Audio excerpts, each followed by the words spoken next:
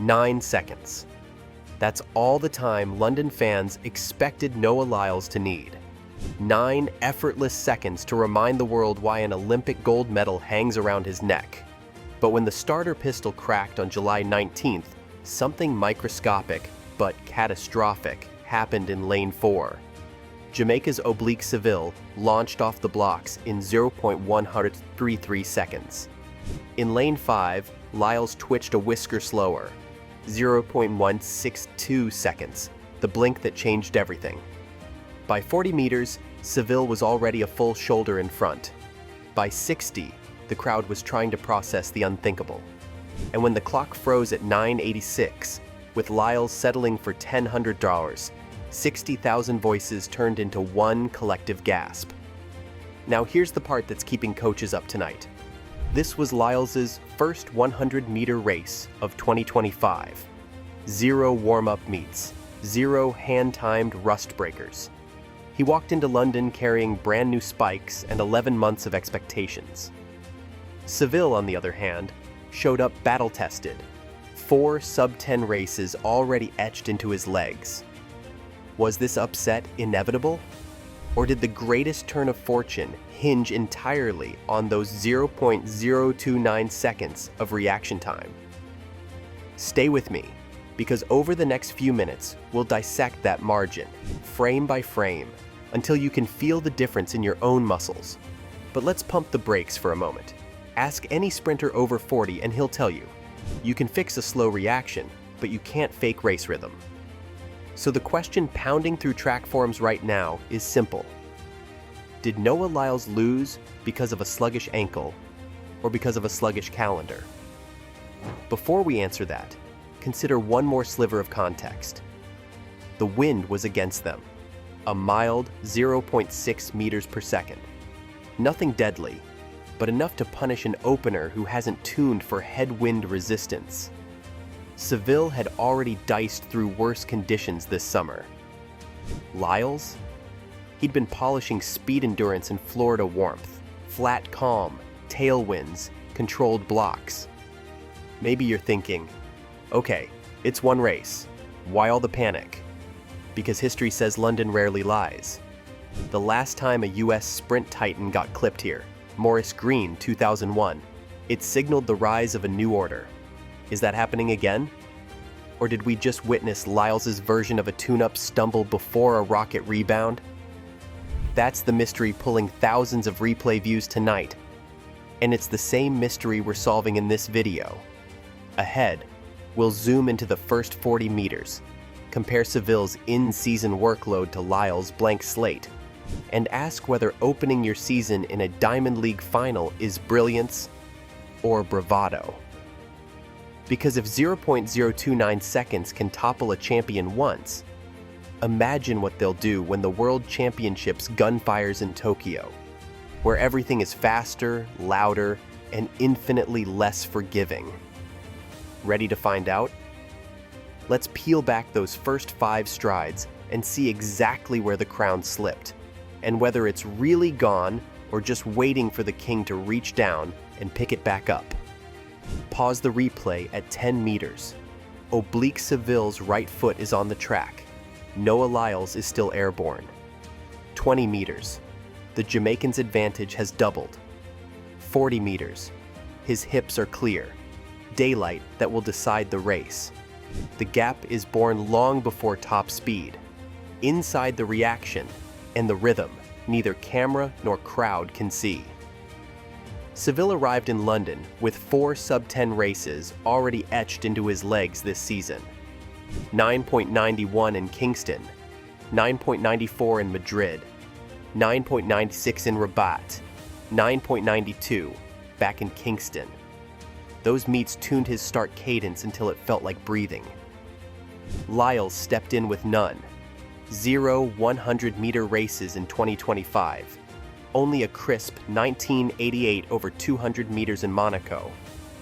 Great speed, but off a curved start with a tailwind and no explosive first step required. The starting gun exposed that difference. An elite sprinter aims for a 0.150 second reaction. Seville clocked 0.133, Lyles 0.162.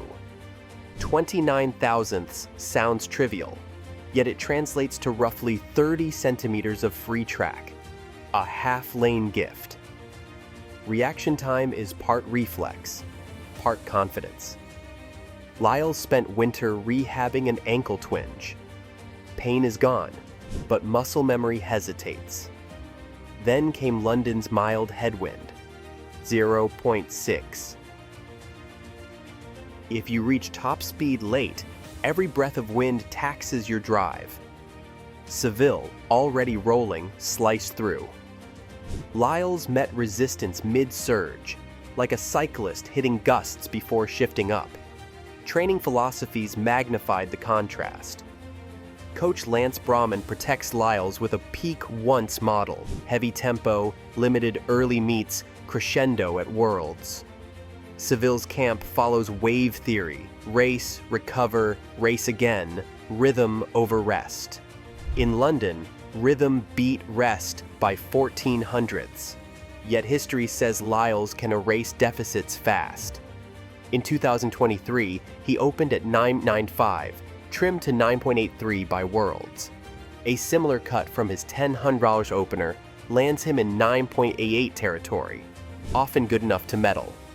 But that drop happens only through live fire starts, not practice blocks. Zurich on August 29th and Prefontaine on September 13th now read like mandatory tune-ups. Skip them and rust lingers into Tokyo. Social media amplified the stakes. Noah Lyles trended past 14,000 tweets in 6 hours, half crowning Seville, half defending the American. NBC analyst Addo Boldon called it a wake-up, not a funeral. Old-school fans recalled Maurice Green's London stumble in 2001, a sting that preceded his world title months later. Rivalry nostalgia pulled 40-plus viewers straight back to Green versus Bolden and Gatlin versus Bolt storylines. Lyles answered with a single tweet. Long season ahead. Seville offered only, I ran my lane.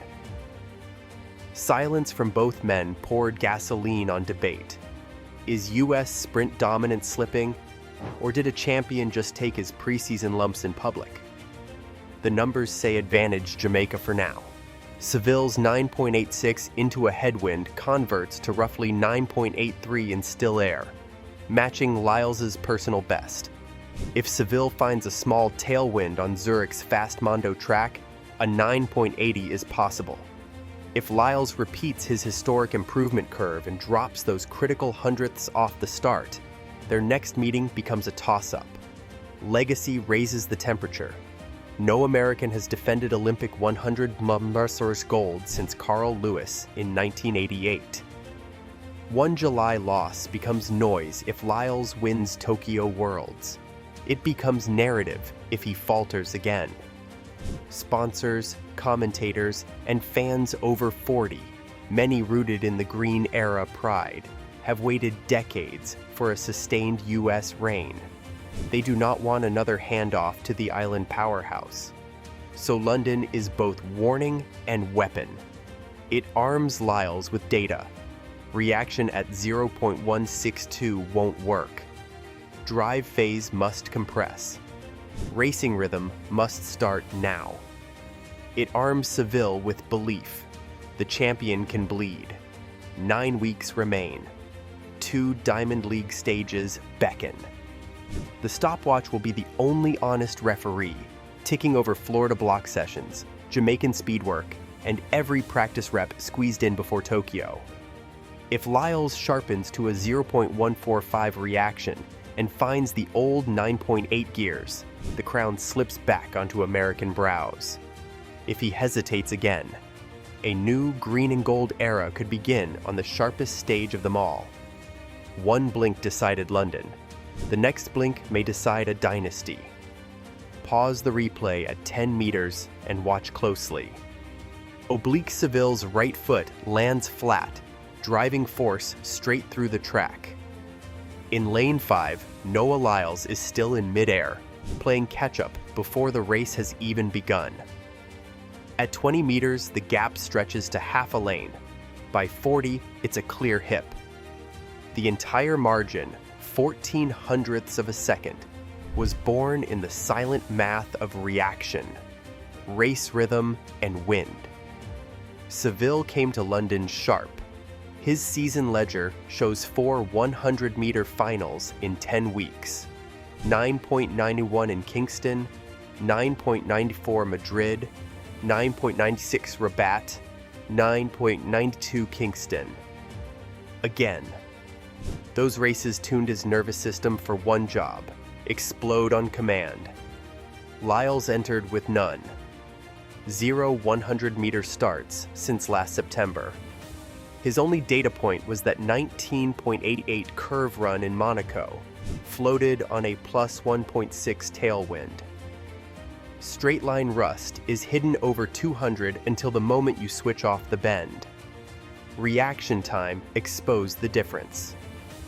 World Athletics studies peg 0.150s as elite average. Seville clocked 0.133. Lyles reported 0.162. 29 thousandths equals roughly 30 centimeters of free ground. You can't make up 30 centimeters against a man at top speed unless you open an entirely new gear down the stretch, gear Lyles simply never reached.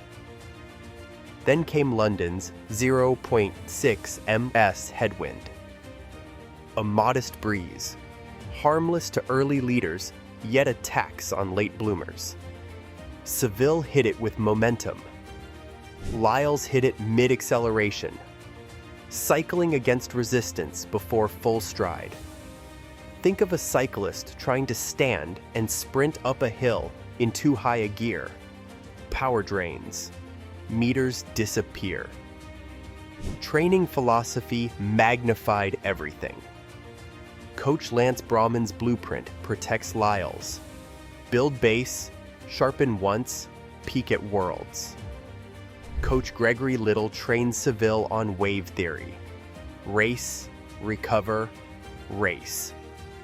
For a 24-year-old Jamaican with fresh legs, constant racing is honing steel against steel. For a 27-year-old Olympic champ guarding against injury, selective racing is insurance.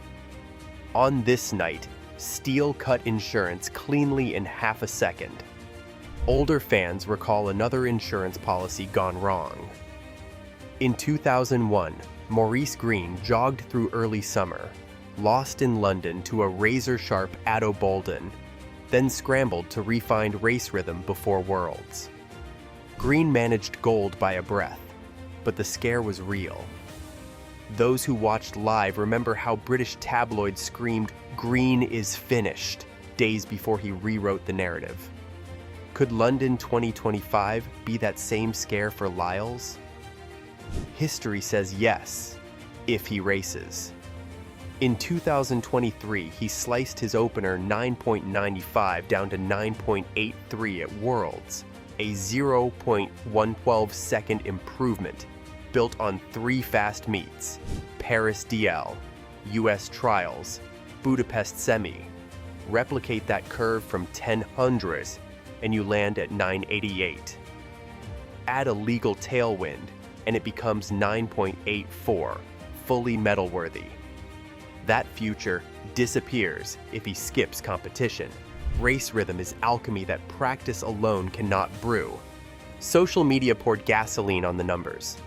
Hashtag Noah Lyles carried 14,000 tweets in 6 hours. Seville shock trended in Jamaica and the UK. Commentators split into 2 teams. One side, US sprint supremacy slipping again. The other, London always catches champs early.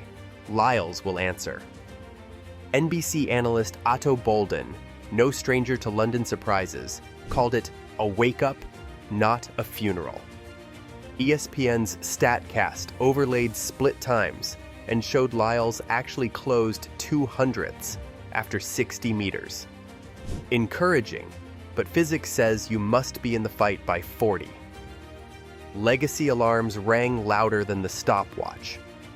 No American has defended Olympic 100-meter gold since Carl Lewis in 1988. One Diamond League loss is noise if Lyles wins Tokyo Worlds. If he falls again, the narrative becomes rupture. Sponsors and networks crave dynasties. US fans over 40 crave them more, having lived through the seesaw against Bolt's Jamaica for a decade. The comeback path is straightforward in theory, brutal in practice. Brauman scheduled 4 block sessions each Monday in Claremont. 20-meter resisted pulls, sled starts, neural firing drills. Objective: drop reaction to 0.145, compress first 10 meters under 1.880 s, then relax. Next live test: Zurich, August 29. Meet organizers are already teasing Lyles, Seville, Tobago. A ready-made rematch.